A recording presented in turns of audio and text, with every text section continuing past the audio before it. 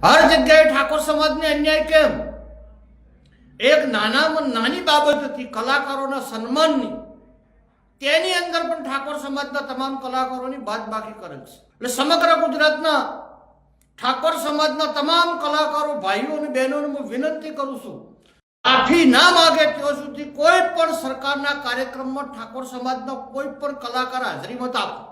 વારંવાર ઠાકોર સમાજનું અપમાન, ઠાકોર સમાજના આગેવાનોનું અપમાન, છેલ્લે ઠાકોર સમાજના કલાકારોનું પણ અપમાન।